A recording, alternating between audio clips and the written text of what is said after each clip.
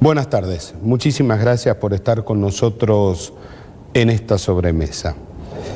Muchas veces nos habrán escuchado hablar, tanto acá en este programa como en Radio 2, inclusive muchos artículos publicados en Jujuy al momento, sobre la cuestión que para mí es gravísimo, ¿no? La cantidad de chicos que se van de la República Argentina. Según números de la Dirección Nacional de Migraciones, en el 2022 se fueron 120.000 chicos de la República Argentina. Cuando decimos chicos nos estamos refiriendo a jóvenes estudiantes universitarios, inclusive algunos recién recibidos, médicos, ingenieros, jóvenes recién recibidos, talentosos que se fueron.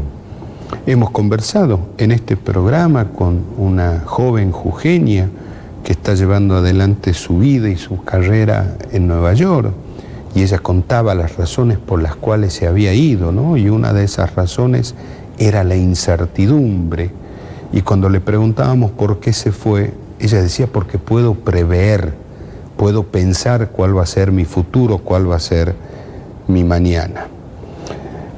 Pero hay una foto de hoy, una foto absolutamente de hoy.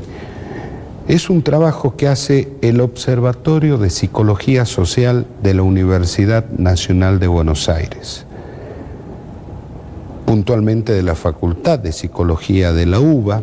Es un trabajo de campo dirigido por el psicólogo Gustavo González.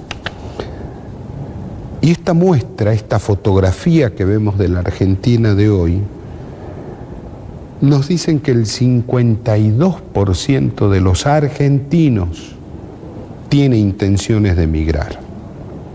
Solamente un 38% dice que no, y un 12% el tal vez lo haría. Y ese tal vez está mucho más cerca del sí y del que no. Si a esto lo desgranamos por edad, 29 años, el 68% manifiesta su intención de irse. De 30 a 49 años, el 58% de las personas manifiestan irse. Pero acá vienen estos números que antes eran impensados. Personas de 50 a 59 años, el 56% personas que dicen que se quieren ir del país. Y de 60 años o más, el 44%. Si esto nos remontamos hace un par de años atrás, los que se querían ir eran solamente los chicos. Después de los 30, era impensado que alguien tenga su cabeza para comenzar de nuevo en algún país del exterior. Y me parece que son datos que, si le podemos poner un adjetivo, sería la tristeza, ¿no? Porque esto muestra lo que es la República Argentina hoy. En este trabajo del Observatorio de Psicología Social Aplicada de la UBA, muestra también que la desesperanza, el hastío, son los grandes denominadores en la sociedad.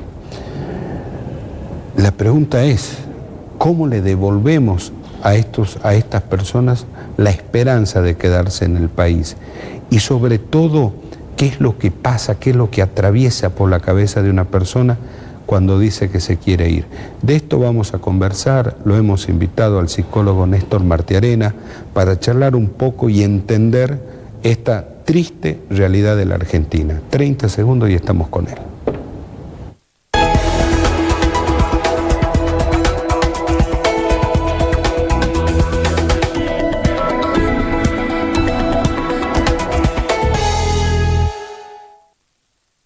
En esta sobremesa. Néstor, muchas gracias por estar con nosotros. Muchas gracias por la invitación. ¿Le sorprenden estos números? No me sorprenden porque existe un proceso de degradación, si se quiere, histórico y repetitivo a lo largo de la historia argentina, por la cual nuestro país en largos periodos parece no estar a disposición de los propios argentinos y argentinas. Así que no me sorprende, digo, de alguna manera me parece un déjà vu en algunos puntos respecto a lo que fue el 2001 o a lo que fue la fuga de cerebros en la época de Onganía o durante la dictadura militar del 76, ¿no? Pareciera como que hay ciclos que se van repitiendo y que bueno, que también hay que tratar de neutralizar con inteligencia y con participación ciudadana. En este trabajo, ¿no?, de la Facultad de Psicología de la Universidad de Buenos Aires, también detectan que la sociedad encuentra a la política, y acá no hago distinción de partido alguno, oficialismo y oposición, o oposición y oficialismo, y responsabilizan de esta situación a la política, ¿no?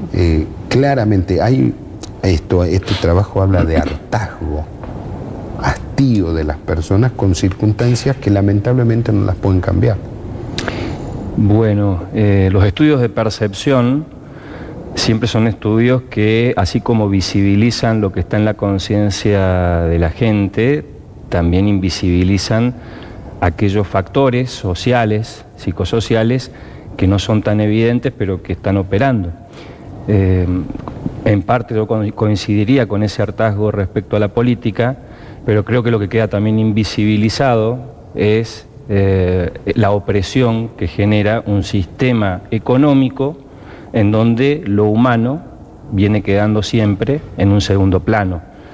Y muchas veces es más fácil y evidente, porque además los medios muchas veces se ocupan de marcar el problema solo en la política.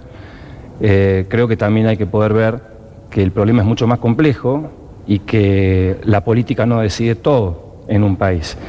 El mercado decide mucho más, el poder real decide mucho más. Pero acá hay un punto también, Néstor, que me parece importante ponerlo. Cuando la Dirección de Migraciones, ¿no?, establece cuáles son los países donde mayormente va la gente, no van ni a Cuba, ni a Venezuela, ni a China. Van a Estados Unidos, van a España, van a Nueva Zelanda, van a Australia, tratan de ir a los países nórdicos. O sea, me parece que hay una generación que no va a esos países de centro-izquierda, sino buscan más bien países de centro-derecha. Sí, no, más allá del país al que se vaya, obviamente el que tiene la posibilidad de irse del país elegirá a qué tipo de sociedad quiere ir. Eso, digamos, yo no lo pondría en discusión si se va a un país más capitalista o más socialista. Eso, obviamente, cada quien elige, y probablemente el que tenga una visión más socialista de la organización de la comunidad probablemente no piensa nunca en irse, sino en tratar de resolver los problemas locales. Sí me parece que desde una perspectiva precisamente de la subjetividad capitalista, indudablemente el nuestro no es un país que brinde seguridad jurídica o que brinde una estabilidad como para que esas subjetividades logren algún grado de satisfacción. Cuando usted trabaja en los barrios o se sienta en su consultorio con algún paciente, ¿siente o percibe esa sensación de hastío, de hartazgo? Por supuesto que se siente, y se siente cada vez más en momentos históricos donde la economía pone en riesgo la propia supervivencia de la gente, ¿no? Cuando las necesidades básicas están insatisfechas, obviamente que la sensación de opresión y la angustia aumentan. Ahora, como esto lo puedo plantear quizás como no solo psicólogo, sino también como doctor en Administración y Política Pública, desde la perspectiva de lo que es la participación ciudadana o el control de las gestiones. Pero como psicólogo tengo que hacer una distinción muy simple. Los psicólogos y las psicólogas entendemos teóricamente que el psiquismo en parte tiene que ver con la impulsividad o lo real o lo que proviene de esas demandas más ancladas en lo corporal y en lo biológico, y eso tiene su contrapeso con las normas, la normatividad, lo que los psicoanalistas denominan el superyo, ¿no?, los valores. ¿Qué podemos esperar en un país donde la cultura, desde la economía, desde la política hegemónica, desde muchos sectores de poder, procuran quitar, disminuir todo lo que implique ese contrapeso de lo impulsivo? ¿Sí? Porque digo, algo tan sencillo que mencioné hace un rato, la idea de control de gestión. En un país donde no tenés un control de gestión adecuado, en una provincia como Jujuy, donde no hay un control de gestión participativo y real, obviamente lo único que se controla es a la mayor parte de la población para mantenerla oprimida. Claro, el vasallaje. Exactamente, retrocedemos y degradamos la democracia, retrocedemos, yo siempre digo, antes de la asamblea del año 13, ¿no? Pareciera como que nos olvidamos de que ya no tienen que haber esclavos, que debemos ser todos comunes, y en cambio tenemos una organización social que desde el poder, no solo político, también económico, digo, también los privados y los grandes poderes concentrados de la economía procuran... Pero eso están porque la política se lo permite, digamos. Yo lo invertiría, yo creo que la política, al contrario, es el vagón de cola de la economía, es mi visión, mi perspectiva, ¿no? Creo que la política, en todo caso, a veces tiene la fortaleza y la valentía, que no está siendo este el momento histórico, de encauzar la economía, de tomar realmente las riendas y de conducir al país y a la sociedad a posibilidades de mayor desarrollo, no solo económico, sino sobre todo desarrollo humano.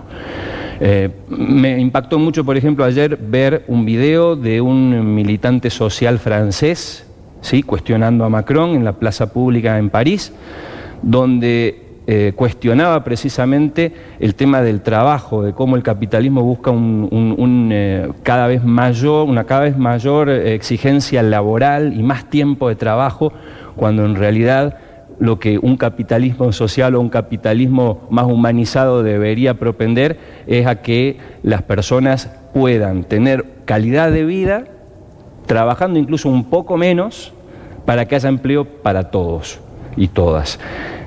Entonces, en mi perspectiva creo que tiene mucho que ver este lado hegemónico e invisibilizado como que es el sector económico. Digo, cuando, por ejemplo, y esto ya lo hablamos en una entrevista pasada, cuando hablamos del narcotráfico en Rosario, ¿y cuántos medios tocan el lavado de dinero de los puertos, del puerto de Rosario, que son puertos privados sin control de aduana? ¿Quién habla de eso? Ahí estamos de vuelta con la política que no controla, digamos. O sea, digamos... Es un círculo. Claro, siempre el que tiene la lapicera es el que lo permite. Es un círculo.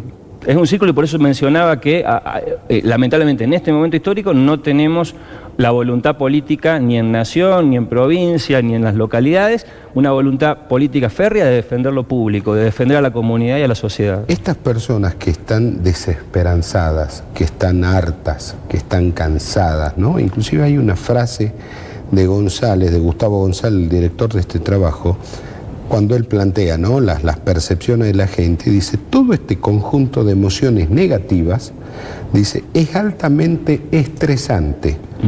Podríamos aventurarnos a decir que tiene un valor de estrés postraumático.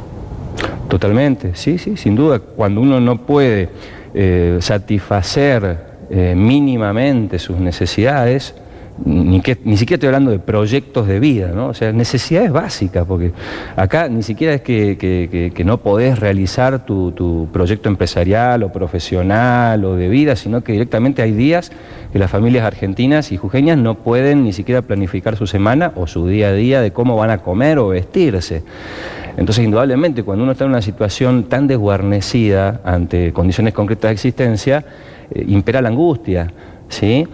E impera ya no el principio de placer, dirían los psicoanalistas, sino directamente el goce. ¿Y qué es el goce? Bueno, es el impulso hacia la autodestrucción, ¿no?, hacia la pulsión de muerte, esta cosa repetitiva. Cuando mencionamos la palabra hartazgo, por ejemplo, ¿sí?, hartazgo social, que está como por ahí queriendo ubicarse en algunos medios. Y el hartazgo, la palabra hartazgo, si uno la analiza, es polisémica, es una palabra que por un lado habla de que estoy harto, satisfecho, en exceso satisfecho, y por otro lado indica también en otra de sus acepciones, estoy cansado, no estoy hastiado, no doy más. Bueno, eso es el goce para los psicólogos. Cuando hemos llegado a un punto en donde hacemos repetitivamente algo que no sabemos si nos hace bien o nos hace mal, pero lo hacemos, y no tenemos claridad respecto a cómo solucionar nuestros problemas, porque tampoco nos ofrece el contexto esas posibilidades de estar claro. Claro, porque inclusive en este trabajo les preguntan, ¿de qué estás harto? Y no es que no sepan de qué están hartos. En muchos casos les cuesta hasta explicar de qué están hartos, porque están hartos de un cúmulo de cuestiones. Entonces la pregunta es, la persona que decide emigrar ¿sí? Este 70% de jóvenes que deciden migrar, ¿es una decisión que la toman desde la angustia? ¿Es una decisión que la toman desde un proceso reflexivo? Cuando una persona o un grupo está en una situación de angustia extrema y continua, lo que imperan son las fantasías de ataque y fuga, ¿sí? Uno se pone, digamos, como en una posición de estar a la defensiva y de encontrar como única solución el escape, la fuga. En ese sentido es casi de manual y lógico que una encuesta de este tipo, en una situación de tanta crisis económica y de tanta dificultad para desarrollar tus planes personales, que la primera solución, a veces irracional, que uno encuentra es fugarse, es irse, bueno, me voy del país, ¿no? Pateo todo, me voy a la miércoles. Y sin duda, y ya tenemos vastas experiencias a lo largo de la historia argentina, esa puede ser una solución para el 10% de los que se van del país. ¿Cuántos han vuelto de los que se fueron en 2001? ¿Cuántos no pudieron encontrar el futuro que buscaban o la felicidad que querían encontrar en otros horizontes? Pienso... La gente cuando se va, ¿qué busca? Estabilidad económica, busca tranquilidad, busca que su cabeza pueda focalizarse en su proyecto. Cuando impera el goce, cuando impera este impulso a repetir cosas sin demasiada razonabilidad, sin demasiada comprensión de por qué las repito, mínimamente lo que uno está buscando es incorporar algún marco normativo que permita que exista placer y no goce. ¿Qué quiere decir eso? Para que haya placer, tienen que haber algún tipo de prohibiciones, algún tipo de límites. Cuando uno está en una situación de angustia extrema y de goce extremo, indudablemente es porque no hay límites, no hay nada que nos diga, bueno, acá está el límite con el vecino, o acá está el límite entre poder dialogar o ponerme violento o ponernos violentos, ¿sí? Cuando no existen esos límites, y bueno, empieza a ocurrir que la violencia se pone como la única herramienta aparente. Justicia por mano propia, que Exacto. lo estamos viendo de manera recurrente, exacto, que es una bestialidad en una sociedad. Y eso es una ausencia del Estado. Claro. Eso implica una ausencia del Estado. Y una ausencia a veces no por acción, sino por omisión, por no hacer lo que debería hacer. No es que hace falta más policía, hace falta que los policías que están cumplan con las normas. Porque si vamos a poner más policías que siguen manejándose con cierta difusa manera de gestionar la seguridad o a veces hasta corrupta manera de gestionar la seguridad, el problema va a empeorar, no va a mejorar. En este trabajo también aparece la corrupción policial. Ah, mira qué interesante. Las personas también plantean, dice, la corrupción policial y el narcotráfico ascendió a escalas de causas respecto de los informes anteriores. O sea, las personas también están marcando cómo ha crecido la corrupción policial de la mano del narcotráfico. Uh-huh. Y el narcotráfico de la mano del mercado y obviamente de la mano de decisiones políticas. Yo recuerdo un estudio sociológico del año 2000 en donde se hablaba de cómo Argentina estaba convirtiéndose gradualmente en un espacio de narcopolítica, ¿sí? Donde la droga y la política iban de la mano. Bueno, y acá en Jujuy creo que tenemos suficientes indicios para darnos cuenta de que esa situación ya está aquí. La policía es reflejo del poder político, porque el poder político es el que da las órdenes. Si en este momento Aeroclub está a la buena de Dios, sus vecinos, es porque hay una decisión política que así sea. Coincido. Por eso es que vienen las personas y hacen, insisto, esto es inadmisible en cualquier sociedad civilizada, la justicia por mano propia. Lo que hay que poder reemplazar es ese hartazgo por participación o por una actividad ciudadana que nos permita organizarnos y nos permita incidir y ser parte de las cuestiones del Estado. ¿Dónde percibe usted mayor hastío, hartazgo de la sociedad? ¿En los jóvenes o en los adultos? Creo que, a ver, sería como una verdad de perogrullo decir que siempre en la juventud, por la falta de horizonte o por el reciente inicio de la vida activa en lo económico, es donde más gente insatisfecha vamos a encontrar, digamos. Siempre la franja juvenil es una franja demográfica en la cual encontramos más conflictos, más situaciones problemáticas a resolver. Por eso yo no sé si compararía entre generaciones, sino que compararía linealmente a lo largo de la historia qué percepción tenían los jóvenes hace, no sé, 30, 20, 10 y 5 años, y qué percepción tenían los adultos las personas maduras hace 20, 10 y 5 años, ¿no? Y eso nos da así ahí como un diagnóstico de qué tal estamos. ¿Por qué el 70% del sub-30 no se quiere quedar a pelear? En mi opinión, y es una opinión, no es verdad científica, es mi percepción como doctor en Administración Política Pública y psicólogo, entiendo que hay a lo largo de varias décadas una ausencia, un vacío respecto a muchas funciones del Estado, en eso coincido contigo, que se ha ido consolidando y la gente la ha ido naturalizando, y tampoco ha hecho la población masivamente digo, ¿no? Demasiado para participar en la política. Porque esto de convertir a la política en la única causa de todo, nos debería en todo caso, más que a enojarnos con la política y pedir que se vayan todos como en el 2001, bueno, entremos y participemos en la política, con toda la conflictividad que tiene un espacio social como ese, pero que necesita indudablemente recambios generacionales y recambios ideológicos. O mínimamente, no hablemos de ideología, recambios de valores.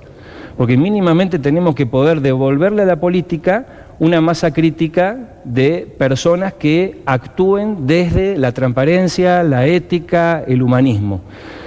Si eso no está, podemos tener la ideología que sea, que vamos a hacer el mismo barro. Me quedo un segundo en Jujuy, lamentablemente nos quedamos sin tiempo, pero es un tema para que lo charlemos también. En Jujuy no ingresó ninguna de las organizaciones civiles de la juventud. Un techo para mi país, JCI, etcétera, etcétera, que hay muchas, masa crítica, tampoco pudo ingresar a Jujuy, ¿no? A alguien no le interesa que ingresen, ¿no? Parece que no. Néstor, muchísimas gracias por haber estado con nosotros. Muchas gracias por la invitación y bueno, un saludo de Pascuas o de Pesaj para todos los jujeños y las jujeñas. Recordemos que la palabra Pascua proviene de la idea de paso o salto, y que tanto en la Pascua judía como en la cristiana y católica tiene que ver con la liberación. ¿Sí? Exactamente. Así que no nos olvidemos el verdadero sentido de estas fechas. Gracias, Néstor. A ustedes. A ustedes, muchísimas gracias por habernos acompañado, que tengan un buen fin de semana y felices Pascua. Gracias.